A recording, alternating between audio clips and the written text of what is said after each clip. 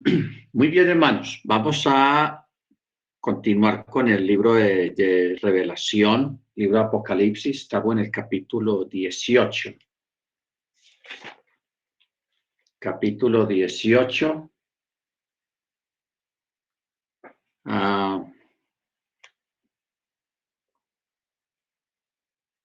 Este capítulo está hablando de la destrucción de Babel. Perdón, More, sí me escuché porque se me va mucho el internet. Señora, ¿cómo dice, hermana? Sí me escuché, es que se me va mucho el internet. Ya. Apocalipsis capítulo 18, a partir del verso 1. Dice, después de estas cosas vi otro Malach celestial descender del Chamayim, teniendo gran poder, y el Olam fue alumbrado con su resplandor, o sea, el mundo. Y clamó con fortaleza en alta voz diciendo, caída es Babel la grande, y es hecha habitación de Chadim y guarida de todo Ruach inmundo y albergue de toda ave sucia y aborrecible.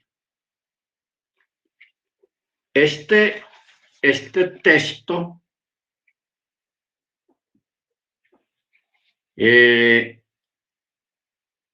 habla de la adoración falsa, o sea, lo del Islam.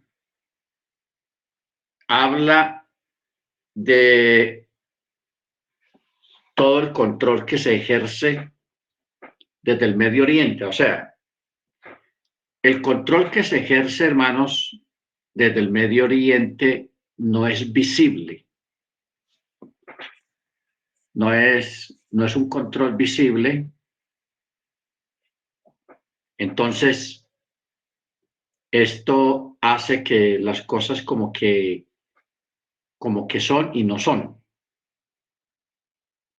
No olvidemos que la estrategia de Hasatán, que el Eterno lo reprenda, es tener a la mente de la gente ocupada mirando para otro lado mientras Hasatán está trabajando por este lado.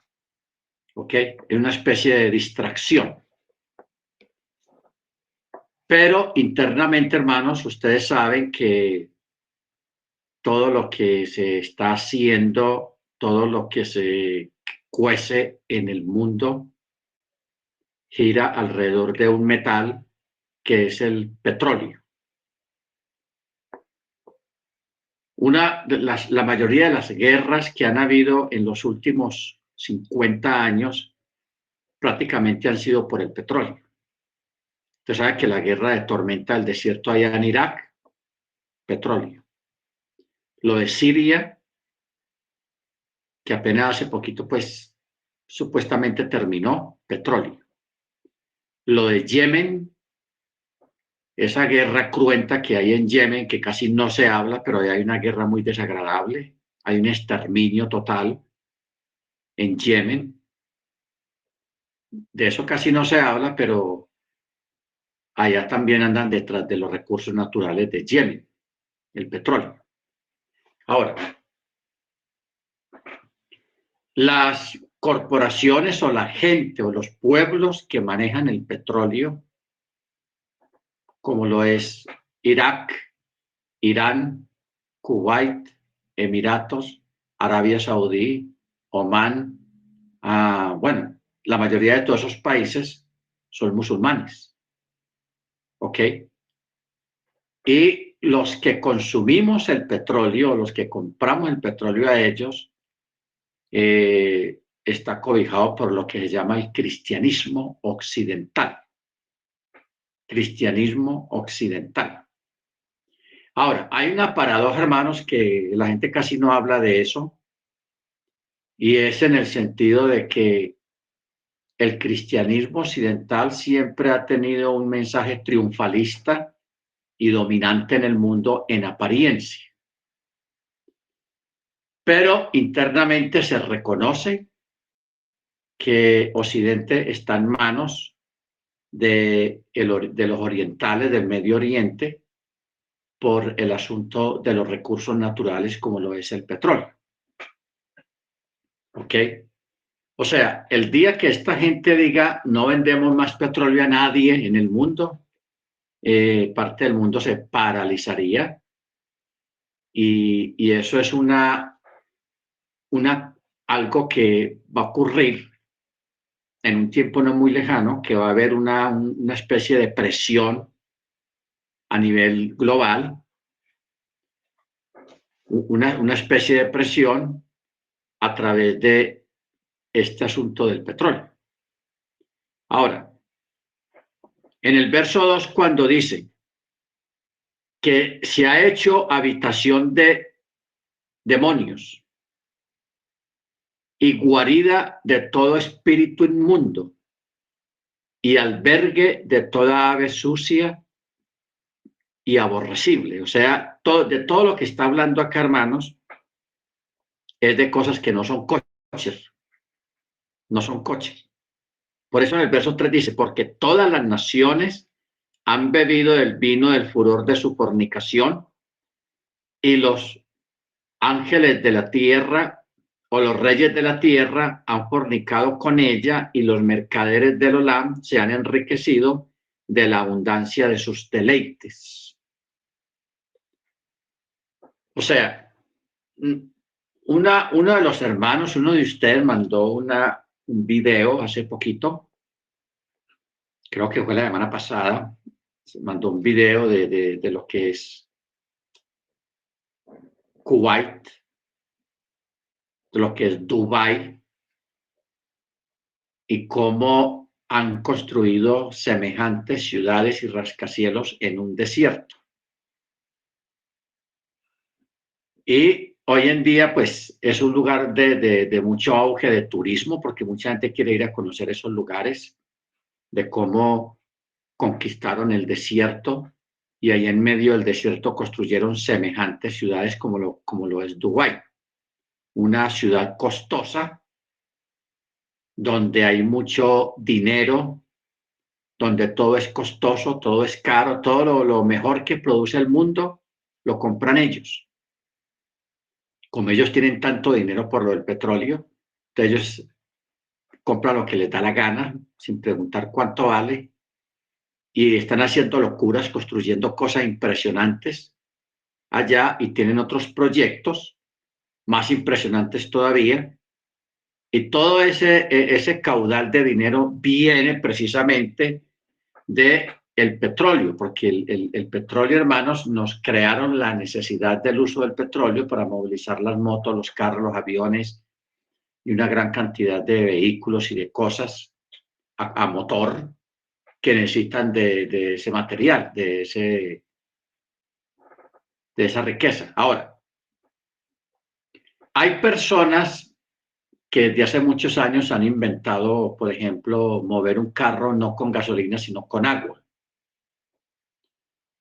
Los carros eléctricos, otros carros manejados con hidrógeno.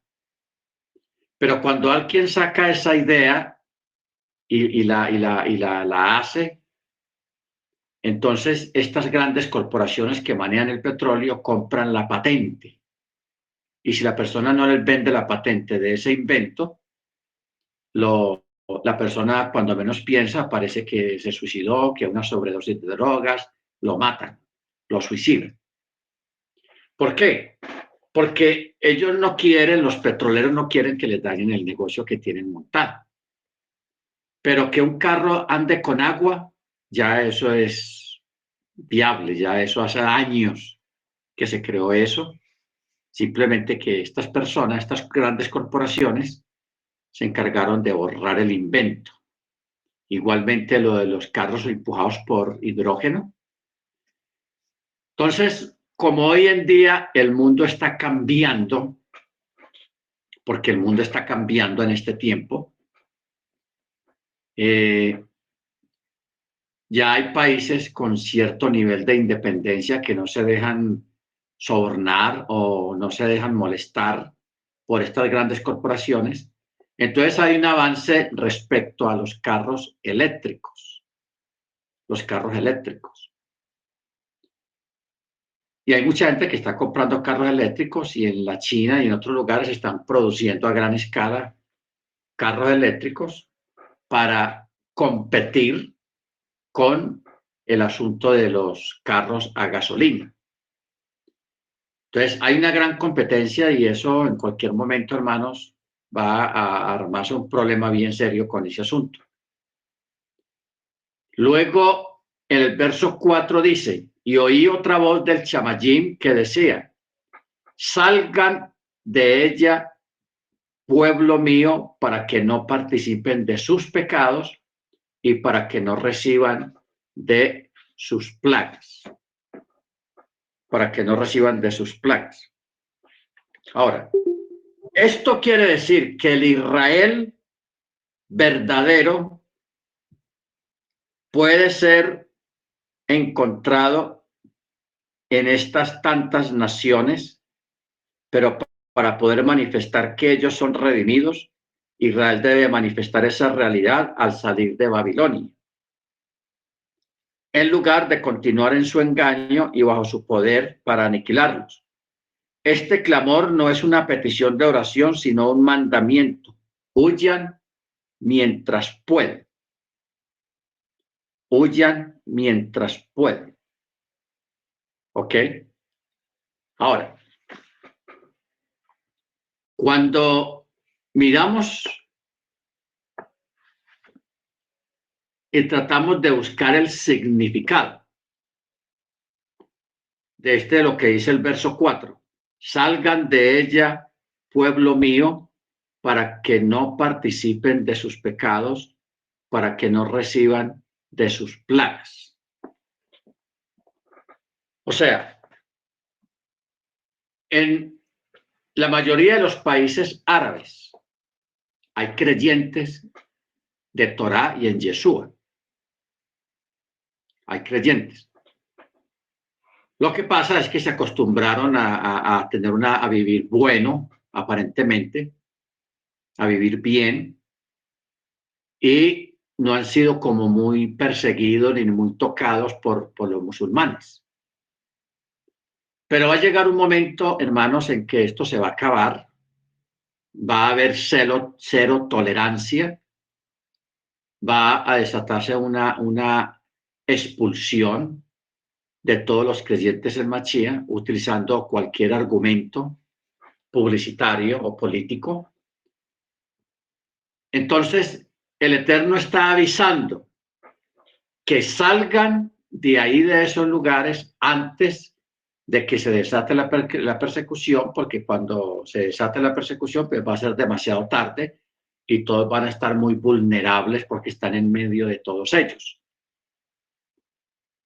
Y también para que cuando vengan los juicios del Eterno sobre esos pueblos, los creyentes que hayan ahí no lleven del bulto, como se dice, o sea, no sean afectados también por estar en medio de ellos. Es una paradoja, hermanos, en el sentido de lo que ocurrió con Lot.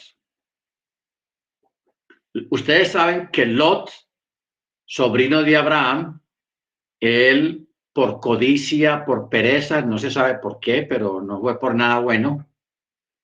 Cuando Abraham le dijo que escogiera, le puso a escoger la montaña o el valle, y él escogió el valle. Y estando en el valle, lentamente se fue acercando a Sodoma, hasta que a la final ya vivía en Sodoma.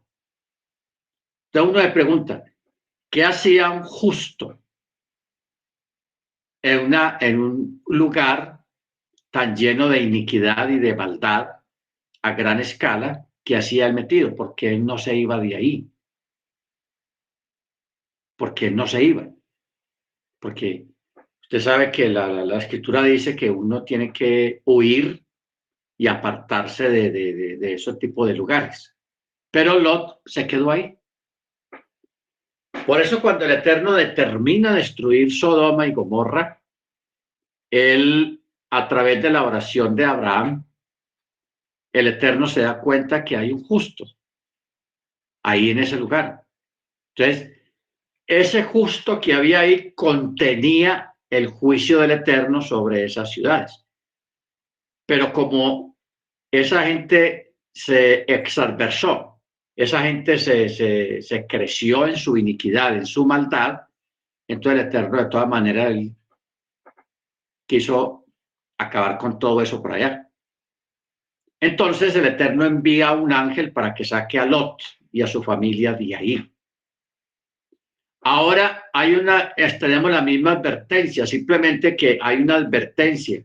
Salgan de ella, pueblo mío, para que no participen de sus pecados y para que no reciban el juicio o los juicios que el Eterno tiene reservado para esos lugares.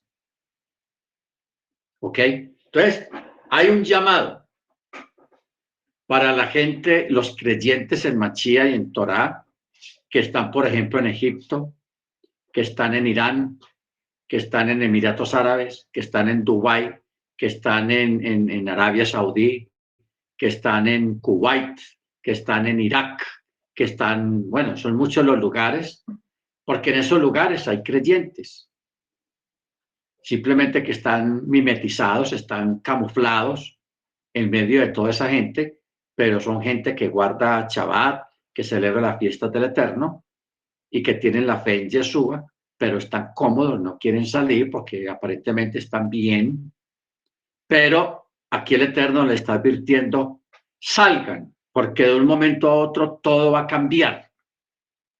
Todo va a cambiar en el mundo y lo que antes era un lugar seguro se va a volver un lugar peligroso y lo que antes era un lugar peligroso se va a poner seguro.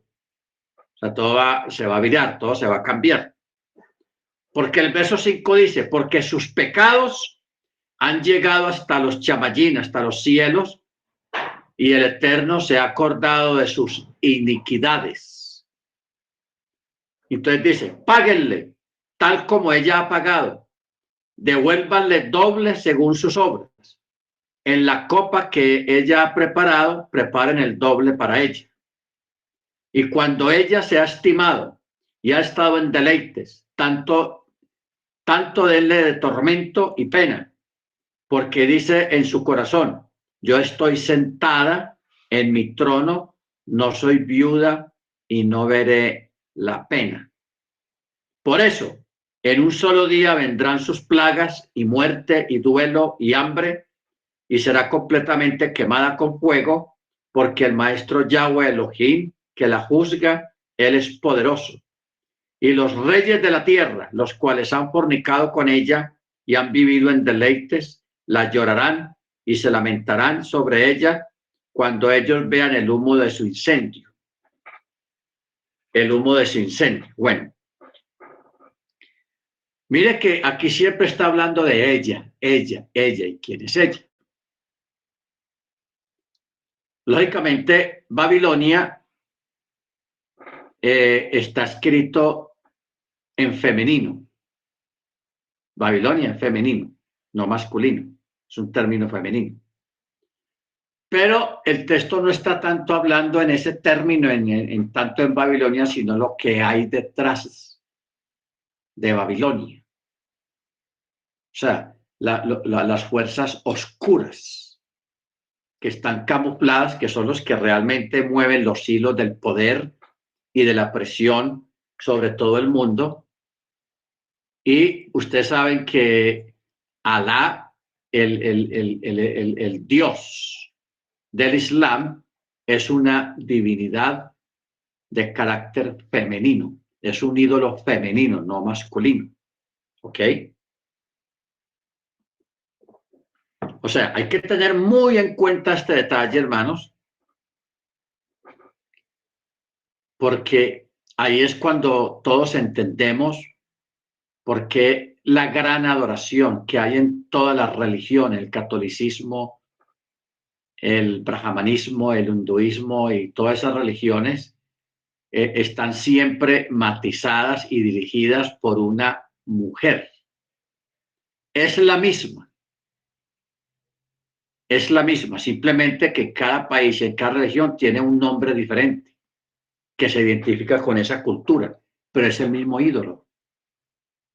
Es el mismo ídolo. ¿Ok? En el catolicismo está como la Madre de Dios, o sea, la Virgen María. Luego, en el Islam está Alá, porque Alá es femenino también. Y todo el simbolismo que tiene el Islam tiene que ver con una mujer. ¿Ok? Entonces, por eso es que aquí el profeta, el Eterno, a través del profeta, está tratando a esta institución, está tratando a este ídolo, a este demonio, lo está tratando tal cual como lo es, sin adornar. Y dice ella, verso 6, páguenle tal como ella ha pagado. Verso 7, cuanto ella se ha estimado y ha estado en deleites. ¿Ok? Y siempre está hablando de ella porque ese ídolo, que es prácticamente el ídolo que gobierna el mundo, es un ídolo femenino, no masculino. ¿Ok? Es un ídolo femenino. Bendito sea el nombre del Eterno. Ahora, cuando habla acá en el verso 9, en el verso 9,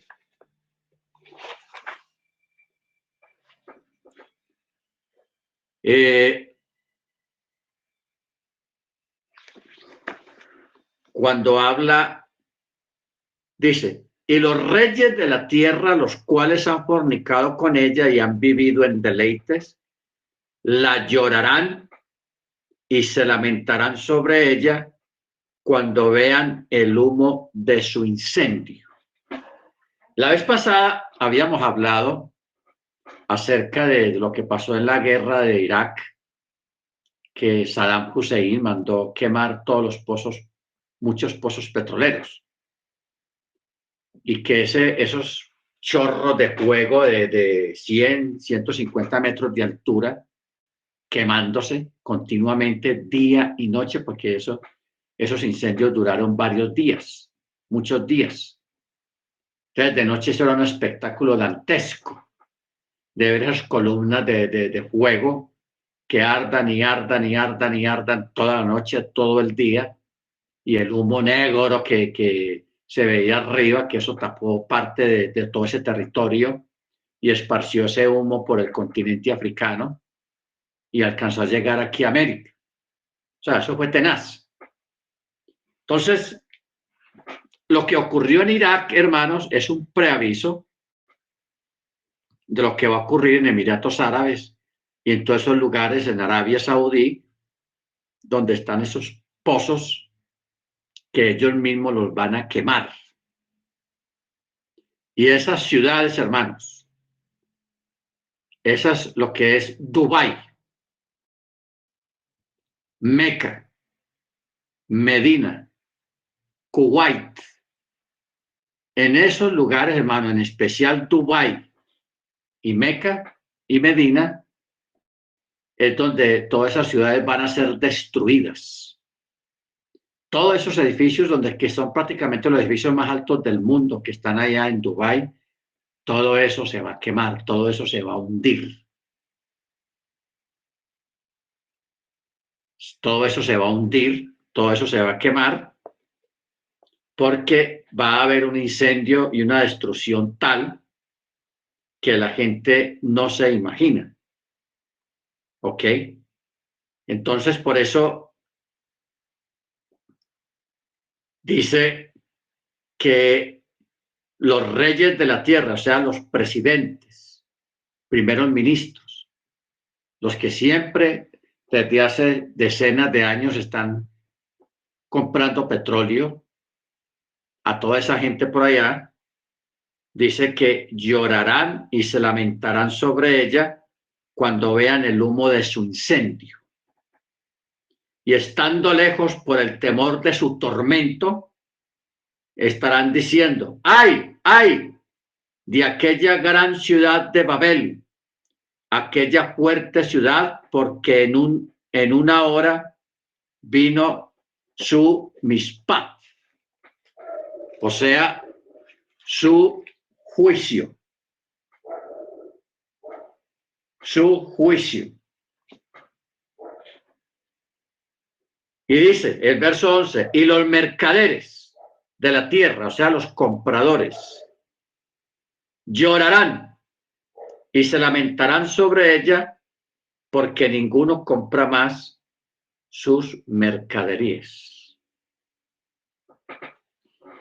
O sea, para entender esto, hermanos, hay que ir a Dubái. Si usted quiere, ahora cuando terminemos la clase, usted métase en internet, en Rabino Google, y pregunte por Dubái. Ponga ahí Dubái, para que usted vea lo que hay allá. O sea, para uno entender estos textos, hay que ver lo que hay allá. ¿Qué es eso allá? ¿Qué es Dubái? ¿Qué es Meca? ¿Qué es Medina? O sea, hoy en día por internet se puede averiguar cualquier cosa, hermanos. No hay uno que usted ponga Meca y no se imagine que es un pueblito por allá. No, eso es semejantes castillos hay allá en Meca y lo mismo que en Medina, en Dubái. Ya sí es una ciudad cosmopolita. Todos los Lamborghini, los carros más costosos, carros de $500,000, carros de $100,000, los tiene esa gente. Los Bentley, en fin, carros que uno no se imagina que existan, porque aquí en Colombia solamente creo que hay como 3 Bentley, pero en Estados Unidos hay muchos. Pero allá en Dubái, en esos lugares, hermanos, esos carros lujosos, costosísimos, allá los taxistas andan en Mercedes-Benz, un taxista.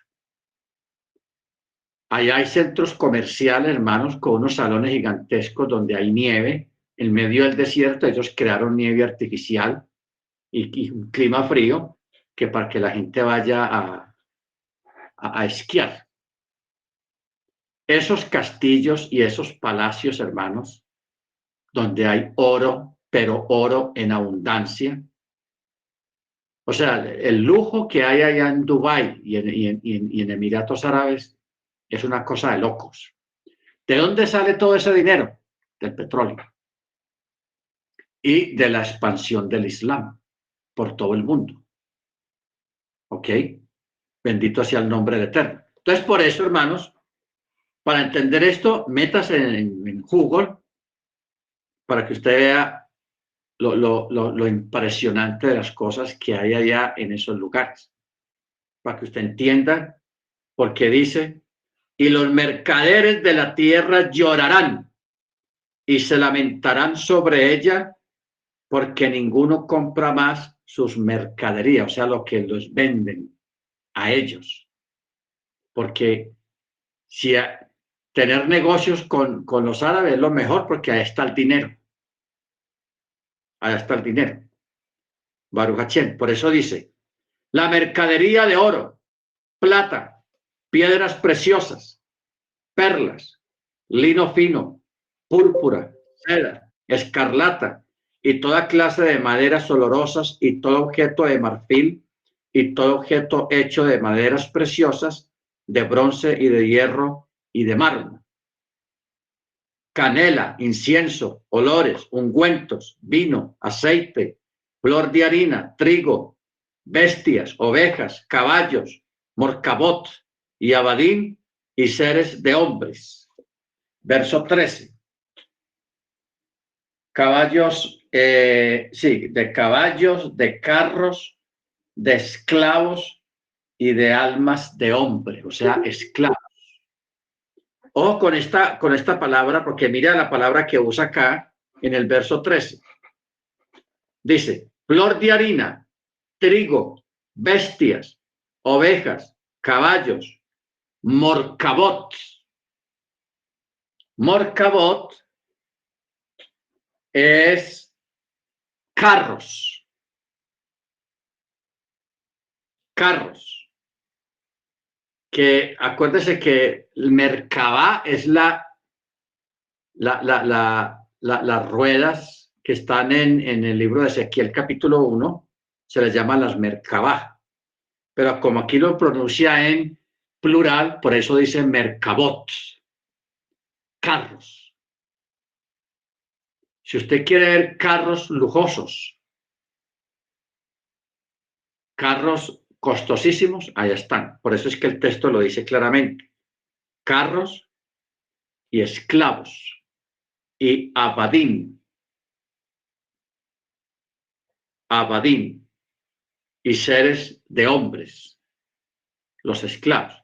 Ahora, ustedes saben, hermanos, que allá en esos lugares están los jeques y esas personas tienen harenes. Tienen harenes. Ahora, pues en esta época moderna, ellos chicanean es con los carros lujosos, porque un Bentley y eso otras marcas de carros italianos, pero desde la antigüedad ellos siempre han mantenido los harenes. Un harén son mujeres, 20, 30, 40 mujeres, que no son esclavas, o sea, no son compradas como esclavas, sino alquiladas. Entonces, esos tipos andan por todo el mundo, mandan gente a que busque modelos, reinas de belleza de esos reinados, modelos, y muchas de esas muchachas, modelos, las contratan allá por 1 año, 2 años, y les pagan muy bien, ¿ok? Para que formen parte del harén durante 1 año, 2 años, 3 años, el tiempo que sea. Entonces, tener, por ejemplo, un harén de 30 muchachas, 30 mujeres, y pagarles mensualmente 10,000, 20,000 dólares mensuales a cada una de ellas, eso es un dineral que se va en 1 año, hermanos. Pero esa gente tiene tanto dinero que ellos no saben en qué gastarlo realmente. Pero como es costumbre tener los harenes, entonces un jeque cuando invita a otro va y le muestra de un balcón el harén. Vea, aquí tengo mi harén, a chicanear con un harén, con 30, 50 mujeres ahí. Entonces, por eso es que el texto está hablando aquí, el verso 13, caballos, carros y almas o seres humanos, personas que los tienen alquilados o los tienen esclavizados, está claro. Y por eso el verso 14 dice, y los frutos de ser anhelada se ha apartado de ti, y todas las cosas que eran delicadas, y el corazón se ha alejado de ti, y nunca más la hallarán. Vamos a leerlo en esta otra Biblia. La fruta de la codicia de tu alma se apartó de ti, y todas las cosas exquisitas y espléndidas se te desvanecieron, y nunca jamás las hallarán. O sea, yo quiero, hermanos, que preparemos nuestra mente. Y en parte para ver ese gran espectáculo, porque eso va a ser un espectáculo transmitido en vivo, prácticamente con la tecnología que hay hoy en día, de cómo Dubái y esas grandes ciudades que hay allá van a caer, se van a incendiar juntamente con los incendios de los pozos petroleros. Que eso incluso va a afectar el clima de la Tierra, porque estamos hablando porque el petróleo cuando se quema, el crudo, cuando es quemado, eso echa un humo negro parecido al que sueltan las llantas de los carros viejas cuando las queman, que eso produce un humo negro muy fuerte.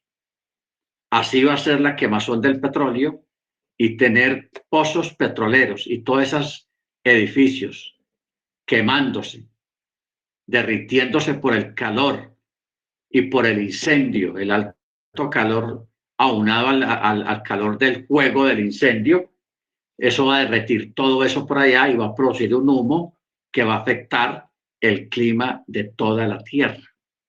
Lo va a afectar. ¿Ok? O sea, eso va a ser, hermanos, una cosa impresionante. Impresionante. Por eso en el verso 15 habla del lamento y dice, los mercaderes de estas cosas que se enriquecieron a costa se pararán lejos a causa del temor de su tormento, lloro y gemido, diciendo, ¡ay, ay!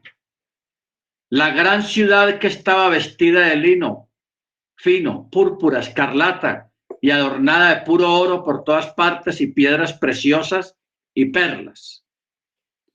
Entonces, volvemos a decirlo de ahora. Para uno entender eso, hay que ir a Dubái, al menos a Dubái, para que usted vea la riqueza en las tiendas, el oro que hay en abundancia en tantos objetos, en vasos, en cucharas, tenedores, cuchillos, en los carros que están forrados en oro, automóviles, que les pone una lámina de oro encima de la lámina normal. O sea, eso es una locura, hermanos. Lo que está pasando allá y lo que hay allá es una locura.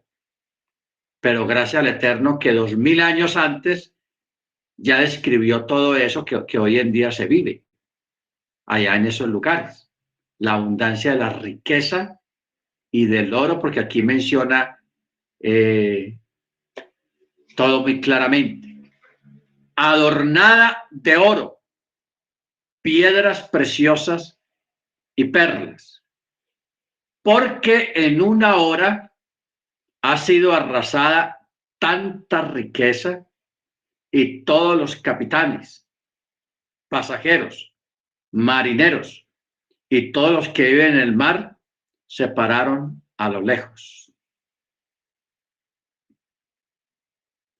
¿Sabe por qué no puede ser Roma? Porque Roma no está en una costa.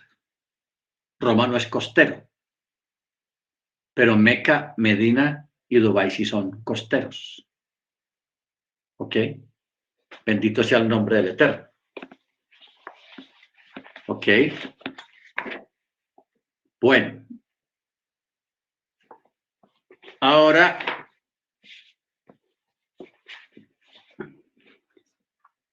vamos a mirar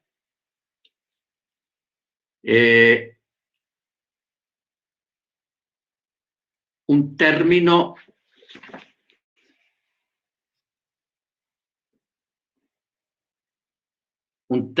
que hay aquí que dice todos los capitanes, pasajeros, marineros y todos los que viven en el mar se pararon a lo lejos. Aquí, hermanos, está hablando de los efraimitas y comerciantes, la gente que comerciaba con ellos, aún de las 10 tribus. Bueno, vamos a mirar algo para que entendamos mejor esto. El mercado de los diamantes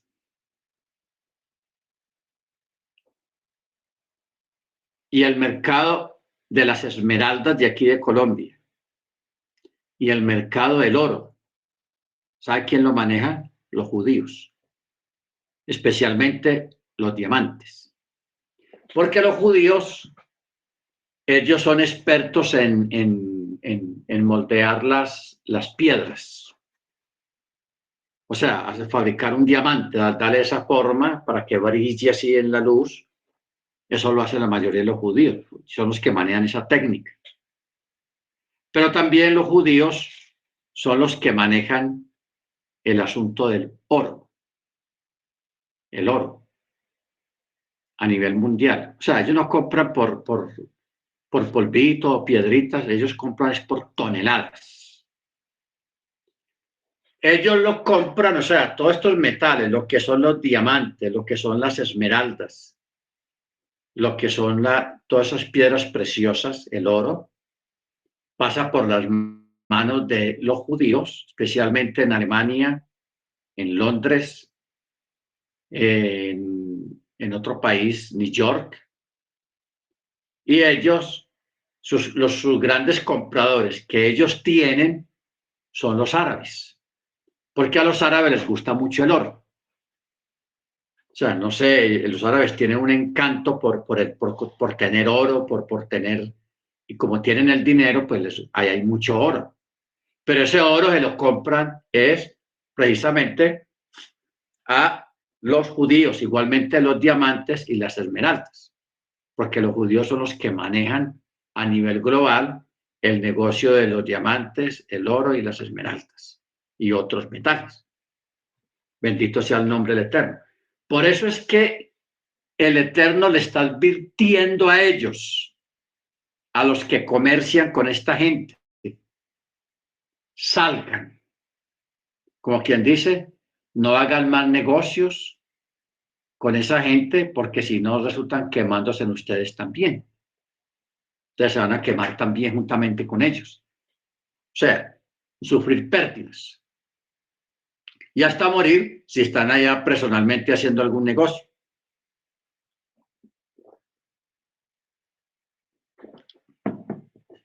Porque esa destrucción que va a haber allá va a ser repentina. Va a ser repentina. Por eso dice, verso 17, porque en una hora ha sido arrasada tanta riqueza y todos los pasajeros, capitanes, marineros y todos los que viven en el mar se pararon a lo lejos. Cuando usted busque ahora en el mapa, en el celular, se va para allá, usted va a ver que cerquita de Meca y de Medina y Kuwait hay un mar que entra, porque hay unos puertos donde cuando entra la mercancía debe estar el petróleo. Entonces, por eso es que el texto dice que los capitanes, los pasajeros y los marineros, mire que está hablando no capitanes de aviones, sino de barcos, pasajeros de esos grandes barcos y los marineros. ¿Qué dice? Se pararon a lo lejos y al ver el humo de su incendio gritaban diciendo, ¿qué ciudad es semejante a esta gran ciudad? ¿Ah? ¿Qué ciudad es semejante a esta gran ciudad? O sea, haciendo como una especie de comparación. Una especie de comparación. Por eso, si nosotros miramos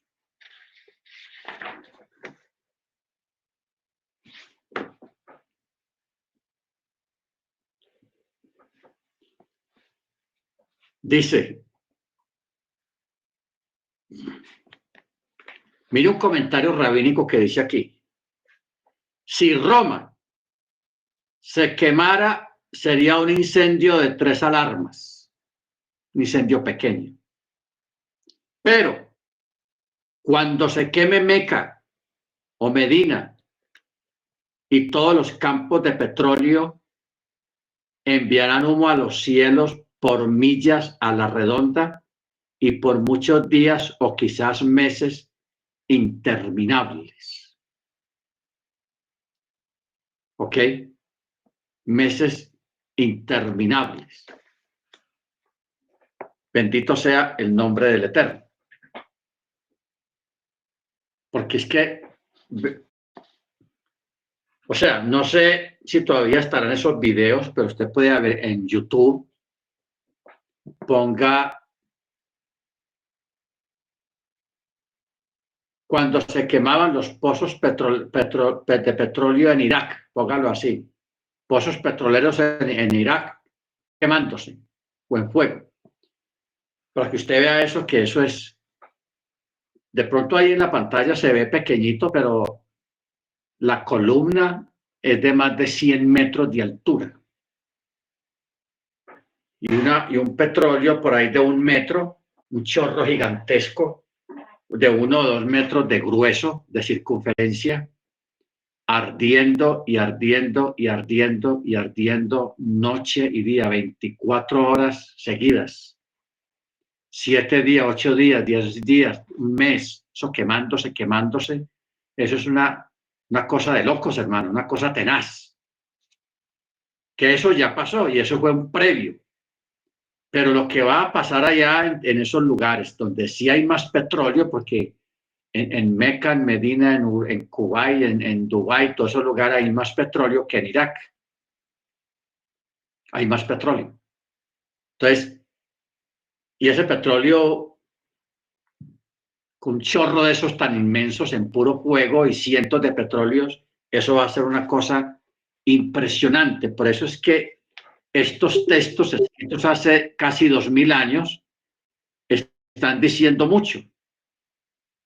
Entonces, mire el verso 19. Aquí en el verso 19 vamos a entender una cosa que ya la vamos a explicar. Dice, y echaron polvo sobre sus cabezas y gritaban llorando y lamentándose diciendo, ¡ay, ay! La gran ciudad en la cual todos los que tenían naves en el mar se enriquecieron a costa de sus riquezas, porque en una hora ha sido asolada. Bueno, ¿por qué hay que detenerse acá, hermano, en este texto? Por este detalle que hay acá cuando dice, y echaron polvo sobre sus cabezas. Esta es una costumbre oriental. Una costumbre oriental. ¿En qué sentido la costumbre oriental?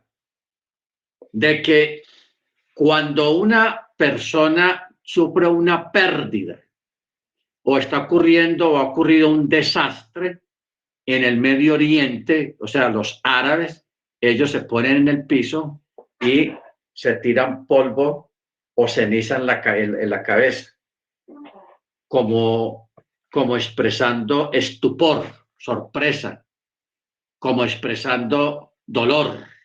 Y lo hacen precisamente de esa manera. ¿Ok? Lo hacen de esa manera, se echan polvo. Y eso lo hacen los árabes. ¿A dónde nos lleva esto, hermanos? Al libro de Job. Porque la historia de Job ocurrió precisamente en el oriente, en esas tierras. Y usted ve que Job, cuando le ocurrieron todas aquellas tragedias, ¿qué hizo Job? Se sentó en ceniza y se tiraba ceniza en la cabeza en señal de estupor y de sufrimiento. Porque esa es la forma cultural en esas regiones de expresar dolor y sufrimiento y estupor. De esa manera. Aquí en América no se hace así. Aquí en América, cuando una persona tiene un sufrimiento, le da golpes a la cabeza, se jala los pelos o lo que sea. Pero no hace lo que hace la cultura oriental, que es de tirarse en el piso y echarse en polvo. Tal cual, como dice aquí en el verso 19. Y echaron polvo sobre sus cabezas y gritaban llorando y lamentándose diciendo, ay, ay, la gran ciudad de la cual todos los que tenían naves en el mar se enriquecieron a costa de sus riquezas, porque en una hora fue asolada. Luego ya en el verso 20 cambia el relato y dice, alégrate sobre ella, los cielos, y ustedes Chilhim. Verso 20. Alégrate, oh cielo, sobre ella también vosotros los santos, los apóstoles, los profetas, porque en ella el Eterno ha juzgado vuestra causa. Ha juzgado vuestra causa. 18, 20 nos lleva a Jeremías 51:48. Jeremías 51:48 dice: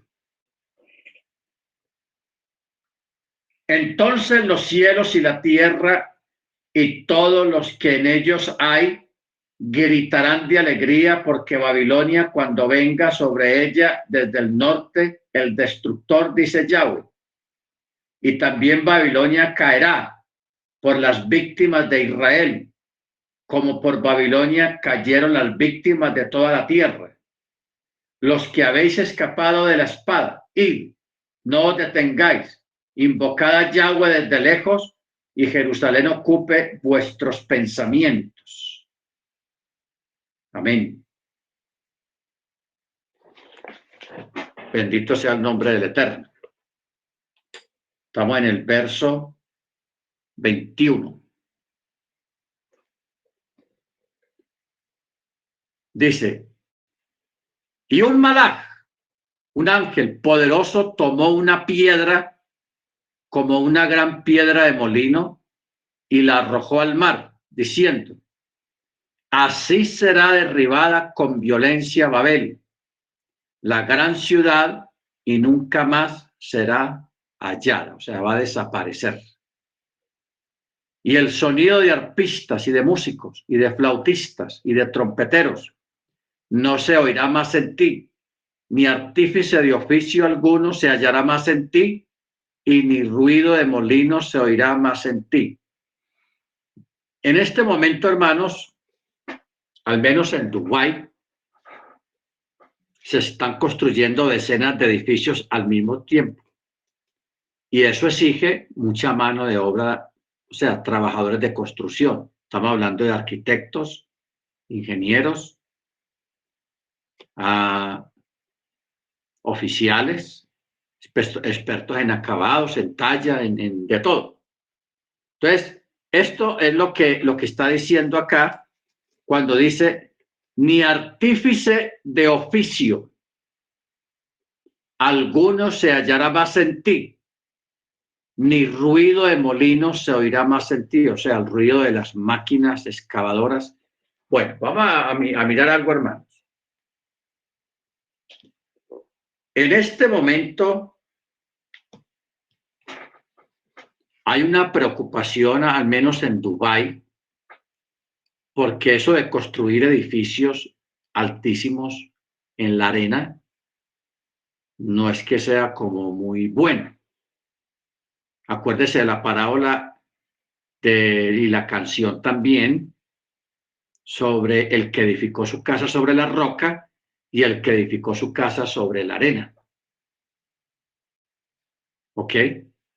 Entonces, por eso dice: el sabio edificó su casa en la roca y el necio edificó su casa en la arena. Esta gente, en medio de su necedad, porque es una necedad, levantar semejantes edificios, hermanos, en la arena. En la arena. O sea, si allá se dedicara, por ejemplo, a llover como ha llovido al menos aquí en Colombia, y lloviera tanto allá, todos los edificios colapsarían prácticamente, porque el agua llegaría hasta los cimientos y como es pura arena, todo se viene al piso. Bendito el Eterno. Pero yo hace días estuve mirando una noticia de allá, precisamente de Dubái, donde estaban preocupados los ingenieros y los políticos por el hecho de que, por un lado, las tormentas de arena están sepultando y están elevando el nivel de la calle en Dubái. Las tormentas de arena que caen y se va acumulándose, y entonces va subiendo el nivel del piso. Y lo otro es que el mar se está colando en medio de la arena y está afectando los cimientos de los edificios que fueron construidos allí sobre la misma arena. ¿Ok? O sea que hay un vaticinio a nivel de ingeniería que está vaticinando una caída y un colapso total de estas grandes construcciones que se han hecho en estas regiones desérticas, que es Meca, Medina, Dubái y Kuwait.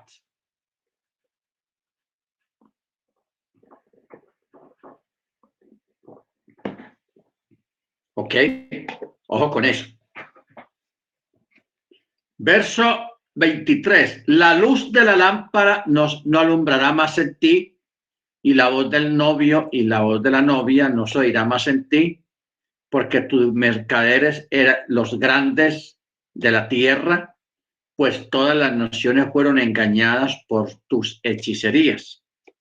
Y en ella fue hallada la sangre de los profetas y de los creyentes israelitas y de todos los que habían sido muertos en la tierra. O sea, aquí, hermanos, se está hablando de la financiación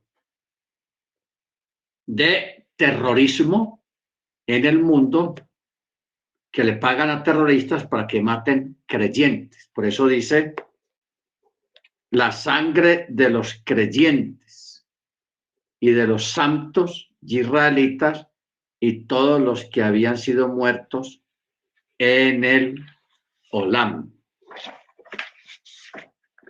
Baruch Hashem. Entonces, dice, hoy en día todavía se continúa derramando sangre inocente de ambas casas, la casa de Yehudá y la casa de Israel.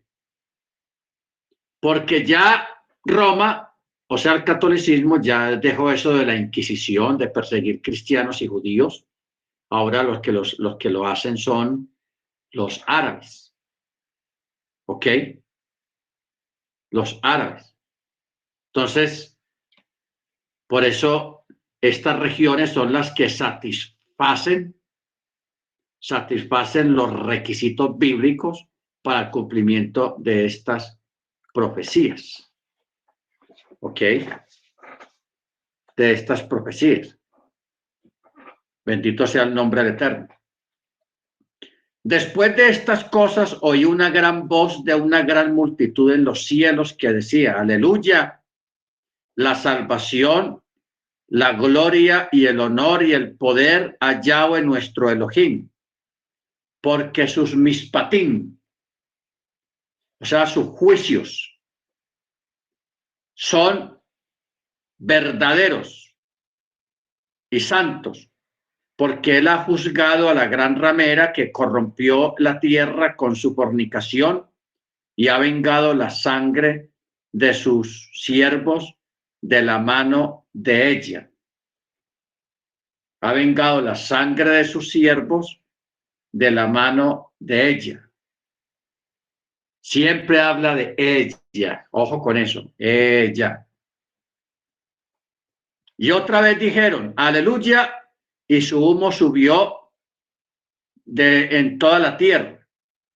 Y los 24 ancianos, los Sejanim, y las 4 criaturas se postraron y adoraron a Yahweh, que está sentado en el trono, diciendo, amén, aleluya. Y salió una voz del trono diciendo, orad o alabad a nuestro Elohim, todos ustedes, sus siervos, y los que le temen, así pequeños como grandes. Y oí la voz de una gran multitud como el estruendo de muchas aguas y como el sonido de poderosos truenos, diciendo, aleluya, porque nuestro maestro Yahweh, el Shaddai, reina. Amén. Regocijémonos y démosle a él la gloria, la estima, porque las bodas del Cordero han llegado y su esposa se ha preparado a sí misma. Y a ella le fue concedido vestirse de lino fino, limpio y blanco, porque son las acciones justas de los creyentes.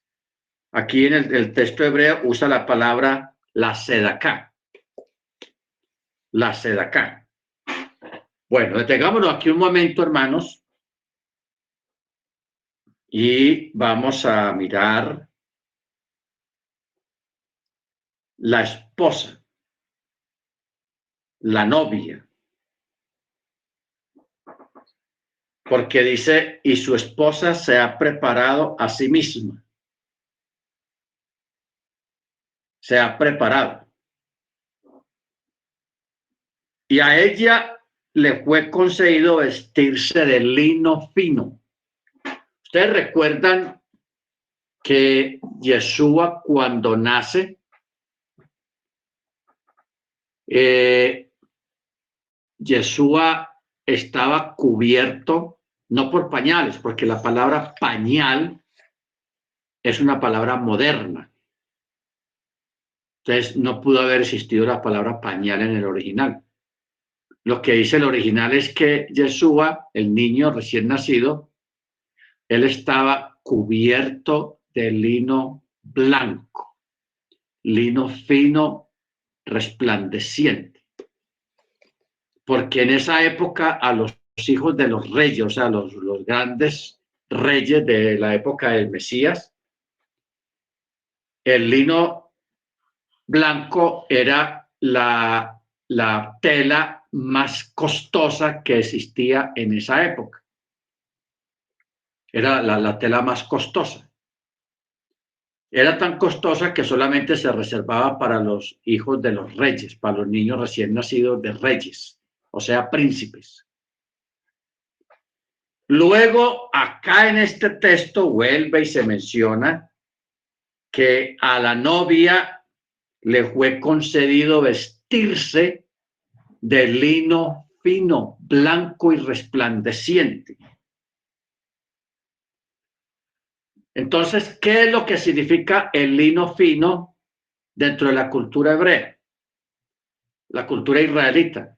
El lino fino blanco representa las obras de los creyentes. O sea, aquí el texto dice la sedacá. La sedacá, ¿qué son las obras? La sedacá. Ahora, porque, mire cómo dice, porque el lino fino son las acciones justas de los santos. ¿Qué acciones? La sedacá. Acordarse del pobre, darse de acá al necesitado. Eso es lo que significa el lino fino. Así lo dice claramente. Porque el lino fino son las acciones o la sedacá de los creyentes. Bendito sea el nombre del Eterno. Verso 8.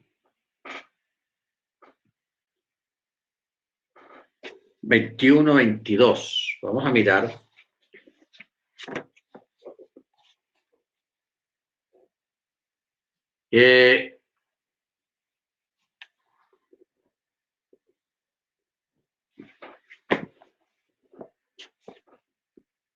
Esta parte, hermanos, de lo que son las acciones justas de los creyentes, no está hablando tanto de guardar el mandamiento, como el Shabbat, las fiestas, eso es inherente, eso está ahí, está incluido. Pero aquí lo que está hablando es de las obras, especialmente en lo que se refiere en la ayuda al prójimo. ¿Ok? Ayudar al prójimo en sus necesidades.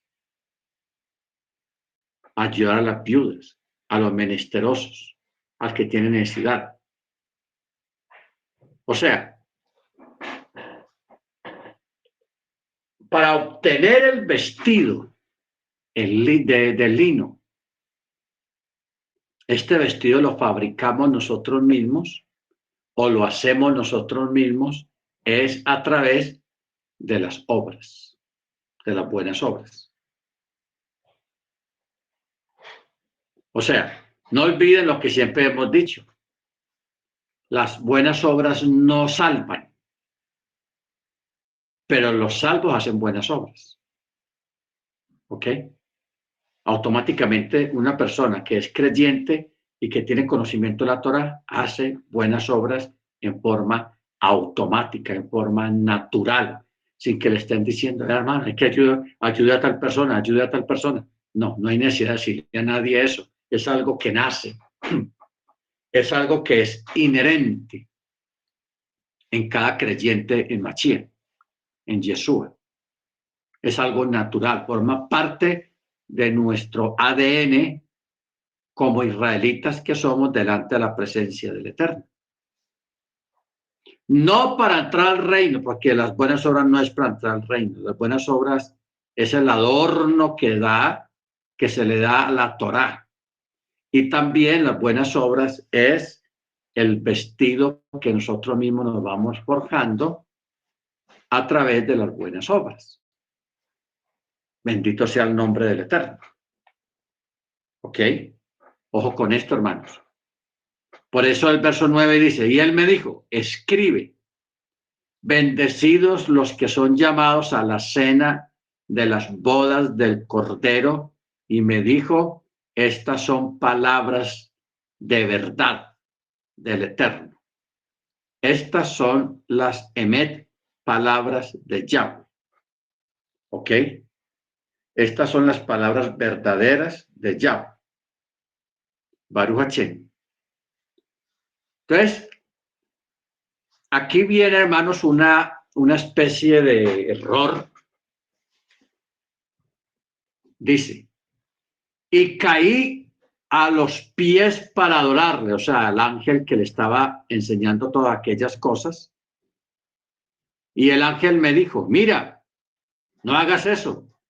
Yo soy un consiervo tuyo y de tus hermanos, israelitas que poseen el testimonio de Yeshua. Adora a Yahweh, pues el testimonio de Yeshua es el Ruach de la profecía. O sea, el testimonio de Yeshua es el espíritu de la profecía. Toda adoración al Padre debe ser guiada y llevada en el nombre de Yeshua. Se nos prohíbe adorar a los mensajeros, sean verdaderos o falsos, o a los que están en los cielos o los que aparecen en la tierra. O sea, nosotros, hermanos, no podemos adorar a un ángel ni hacerle oraciones.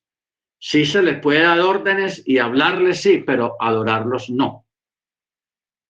Adorarlos no. Está prohibido. Solamente el único que merece la adoración es el Eterno, el Rey de Reyes, Señor de Señores, el Todopoderoso, el que es el autor y consumador de la fe, el creador de todos los cielos y la tierra y todo lo que en ellos hay. A él se le debe de adorar, a nadie más se le debe rendir tributo y adoración. Muy importante que nosotros tengamos esto bien claro.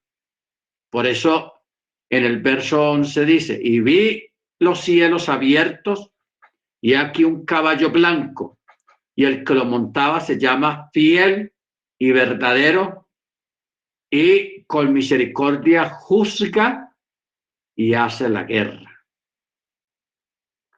Juzga y hace la guerra. Amén. Baruch Hashem, aquí está hablando del Mesías, de Yeshua, que viene según la visión en un caballo blanco, y aquí se le llama el fiel y el verdadero, quien con el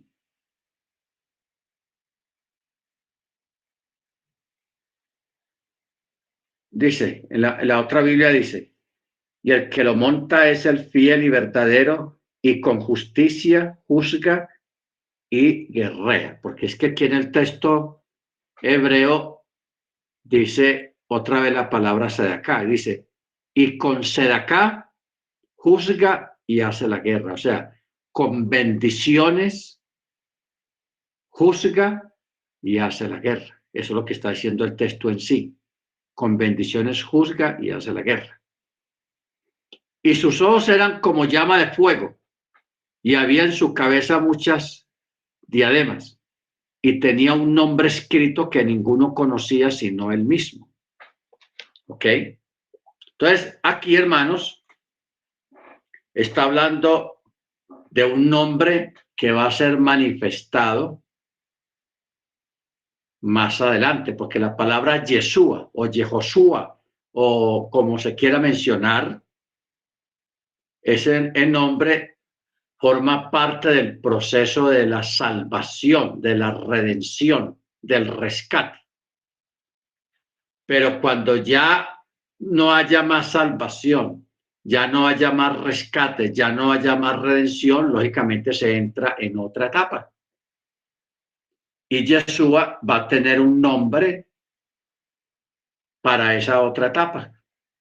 Porque es que cuando uno mira todas las etapas que vienen desde Adán, siempre han habido nombres que se han ido dando de acuerdo a la acción que el Eterno está realizando en la tierra.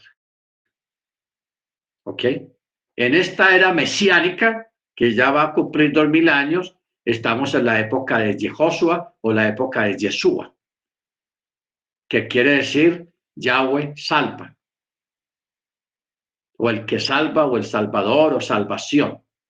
Son muchos sinónimos, pero tiene que ver con salvación, con redención, con la era mesiánica, porque estamos viviendo la era mesiánica, hermanos.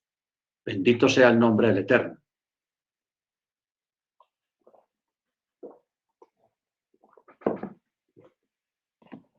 Pero cuando termine la era mesiánica, ya vendrá otro nombre. Por eso está ahí escrito. ¿Ok?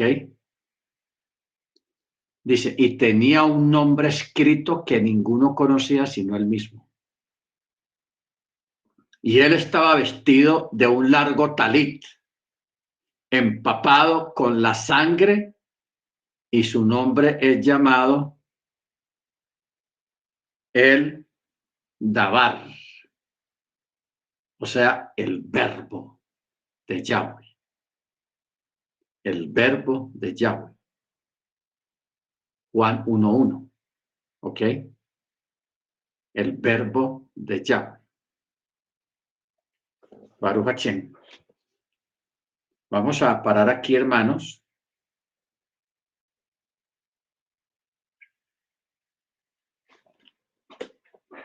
Vamos a parar aquí en este verso 13. El verbo de Yahweh. Muy bien, hermanos, vamos a